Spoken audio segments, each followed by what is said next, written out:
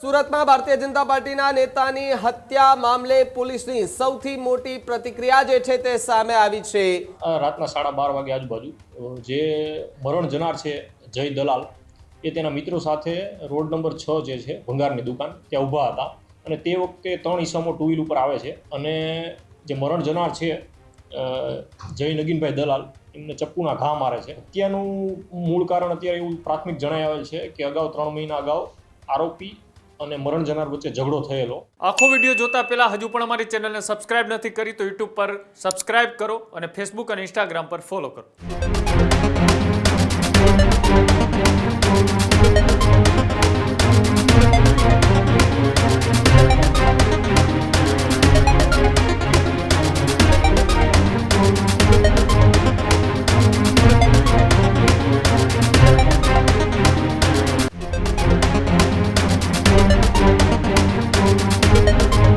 સુરતમાં ભારતીય જનતા પાર્ટીના નેતાની હત્યા મામલે પોલીસની સૌથી મોટી પ્રતિક્રિયા જે છે તે સામે આવી છે। 3 શખ્સો ચપ્પુથી ઘાતકી હુમલો કર્યો હોવાની વાત એસીપી ચિરાગ વડોદરિયા છે તેમણે કરી। મૃતક અને આરોપીઓ વચ્ચે 3 માસ પૂર્વે ઝઘડો થયાનો ખુલાસો થયો છે। ત્રણેય હુમલાખોરોની ઓળખ પણ થઈ ગઈ હોવાની વાત એસીપીએ કરી છે। તો આ તરફ હુમલાખોરો વિરુદ્ધ પાસા અંતર્ગત એ કાર્યવાહી કરવામાં આવી છે। કિશન ચકલી નામનો આરોપી એક ગુનાહિત ઇતિહાસ ધરાવતો હોવાની પણ વાત છે। 2 વ્હીલર પર એ હુમલાખોરો આવ્યા હોવાની વાત છે, જ્યારે સીસીટીવીમાં પણ વાત સામે આવી છે। યુવા મોરચાના વોર્ડ પ્રમુખને તીક્ષ્ણ હથિયારોના ઘા ઝીકી અને મોતને ઘાટ ઉતાર્યા। ઉધના રોડ નંબર 6 વિસ્તારમાં યુવકની જાહેરમાં કરપીણ હત્યા કરવામાં આવી હતી।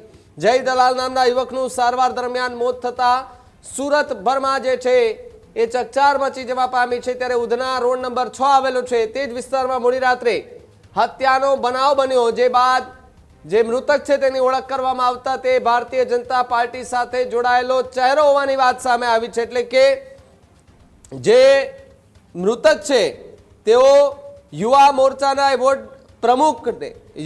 પ્રમુખ છે તેમની હત્યા કરવામાં આવી। જો કે અહીંયા એ પણ ખુલાસો થઈ રહ્યો છે કે 3 માસ પૂર્વે એક બબાલ થઈ હતી, ઝઘડો થયો હતો, જેની ખાર રાખી અને આરોપીઓએ તેમને મોતને ઘાટ ઉતાર્યો છે।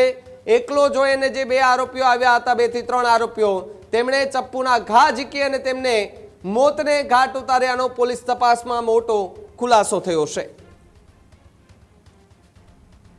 ગુનાની હકીકત એ રીતની છે કે આજના રાતના 12:30 વાગે આજુબાજુ જે મરણ જનાર છે જય દલાલ એ તેના મિત્રો સાથે રોડ નંબર 6 જે છે ભંગારની દુકાન ત્યાં ઊભા હતા અને તે વખતે 3 ઈસમો ટુ વ્હીલ ઉપર આવે છે, જેમાં કિશન પરમાર, પંકજ પાટીલ અને મિલંદ કોળી હોય છે। તો તે 3 જણા આવે છે અને જે મરણ જનાર છે જય નગીનભાઈ દલાલ એમને ચપ્પુના ઘા મારે છે અને ત્યાંથી ભાગી જાય છે, જેથી જય દલાલનું એપલ હોસ્પિટલ ખાતે સારવાર દરમિયાન મરણ થાય છે। સર, હત્યાનું પાછળનું કારણ શું છે? આરોપીઓનું શું નામ છે? શું કામ? હત્યાનું મૂળ કારણ અત્યારે એવું પ્રાથમિક જણાઈ આવેલ છે કે અગાઉ 3 મહિના અગાઉ આરોપી અને મરણ જનાર વચ્ચે ઝઘડો થયેલો જે છે અને 3 જે આરોપીઓ જે છે તેમના નામ કિશન ઉર્ફે ચકલી, સોમાભાઈ પરમાર, પંકજ પાટીલ અને મિલિંદ કોળી છે। સર, કઈ અદાવત હતી કે આરોપીઓના પાસાથી કરવામાં આવ્યા હતા કે અદાવત રાખીને હત્યા થઈ જાય માર્ચ મહિનામાં જે આરોપી છે કિશન ઉર્ફે ચકલી, સોમાભાઈ પરમાર, એમની પાસા કરવામાં આવેલી હતી અને અગાઉ 3 મહિના પહેલા ઝઘડો થયેલો હતો આરોપી અને મરણ જનાર વચ્ચે। આરોપીઓનો ગુનાહિત ઇતિહાસ શું છે અને મરણ જનાર એ આ અંગે અત્યારે તપાસ ચાલુ છે।